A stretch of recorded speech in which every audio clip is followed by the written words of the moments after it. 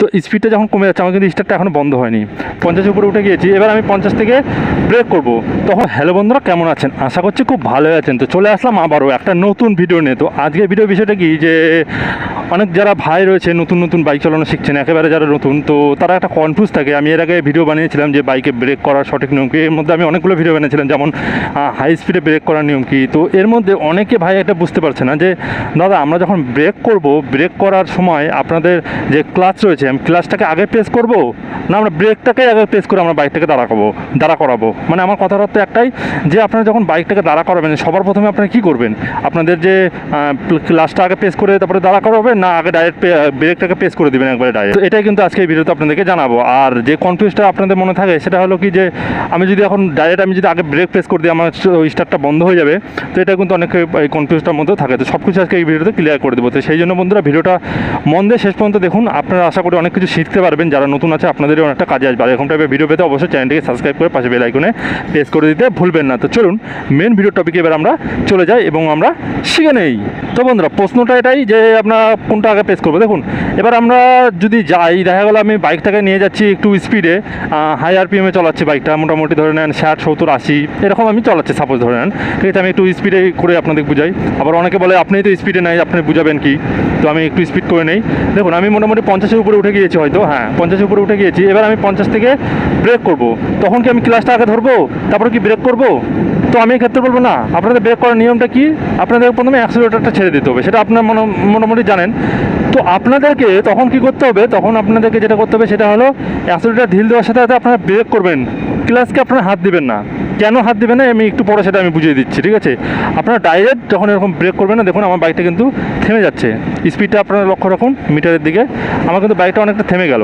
আমি স্পিডে 50-এর উপরে ছিলাম, আমি কিন্তু স্পিডটা একবারে থেমে গেল। এবার দেখুন আমি স্টার্টটা কিন্তু আমি ক্লাচের দিকে আপনারা লক্ষ্য রাখুন, আমি কিন্তু ক্লাচে কিন্তু এতক্ষণ ধরে নিই। আমার কিন্তু স্পিডটা দেখুন কতটা কমে গেল, একবারে কিন্তু আমার স্পিডটা কিন্তু কমে গেল। দেখুন অনেকটা কমে গেছে, ধীরে ধীরে কিন্তু আমার স্পিডটা কমে যাচ্ছে। তো স্পিডটা যখন কমে যাচ্ছে, আমার কিন্তু স্টার্টটা এখনও বন্ধ হয়নি। তো এইবার মোটামুটি একটা 10 স্পিড চলে আসলো, মোটামুটি 10, এখন 16-17তে যাচ্ছে। 15-10 যখন আসবে না, বা 15 হতে হতে আপনারা হালকা করে ক্লাচটাকে প্রেস করে স্টার্টটা বন্ধ করে, আপনার গিয়ারটাকে কমিয়ে দিবেন। কমিয়ে দিয়ে আপনারা একবারে ব্রেক করে দাঁড়িয়ে গেলেন। তো এইবার আমি যদি বলি যে আপনি ক্লাচটা কেন প্রেস করলাম না, আর আপনার ক্লাচটা প্রেস করবেন না কারণ এটা আমি আপনাদেরকে দেখিয়ে দিচ্ছি। দেখুন, আমি স্পিডে যাই, কারণ স্পিডে না গেলে তো বলেই দিলাম। তো অনেকে বলে স্পিডে যান না দাদা আপনি নিজেই। তো আমি প্রথমে একটু বাইকটাকে ওভারটেকিং করি, মানে হাই আরপিএমে চলাই। দেখুন, এবার আমার বাইকটা মোটামুটি 50-এর উপরে উঠে গেল। এইবার 50-এর উপরে ওঠার পরে আমি এখন ব্রেক মারবো। যদি আমি এখন এই জায়গায় ক্লাচ করি, অ্যাক্সিলারেটর আমি ঢিল দিয়ে আমি যদি এখন ক্লাচ করি, দেখুন কী হচ্ছে, আমার বাইকটা কিন্তু গতিটা কিন্তু স্মুথ হয়ে গেছে। বাইক আপনারা লক্ষ্য রাখবেন, স্মুথ হয়ে যাবে, বাইক থামবে না, ঠিক আছে? স্মুথ হয়ে যাবে একেবারে।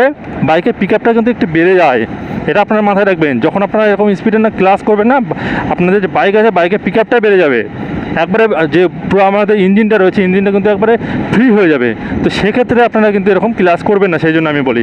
আর যখন এরকম আপনারা স্পিডে যাবেন, এরকম স্পিডে যেতে যেতে যখন আপনারা ক্লাস ছাড়া যখন ব্রেক করবেন না, দেখুন অ্যাক্সিলারেটর দিয়ে দিলাম, বাইক কিন্তু ধীরে ধীরে আমার থামছে, ঠিক আছে? ধীরে ধীরে থামছে। এবং ব্রেক করার সঠিক পদ্ধতিটা কী আছে সেটা ওই ভিডিওগুলো দেখলে বুঝে যাবেন। এই ভিডিওর লাস্টে একটা প্লেলিস্ট আসবে, প্লেলিস্টটা আপনারা চেক করুন একটু, আপনারা সেটা কিন্তু বুঝে যাবেন, ঠিক আছে? তো এতক্ষণ আপনাদের বুঝাতে পারলাম আশা করি। আর জানি না, আমি একটু এই স্পিডে চলানো অনেক জায়গায়, তো সাউন্ড কোয়ালিটি কেমন আসবে, তো আপনাদের জন্য দেখানোর জন্য আমি একটু স্পিডে করে দেখালাম। তো অনেকে বলে বারবার, তো সেই জন্যই জানি না সাউন্ড কোয়ালিটি কেমন আসবে। আর এটাই ছিল একটা ছোট্ট টপিক।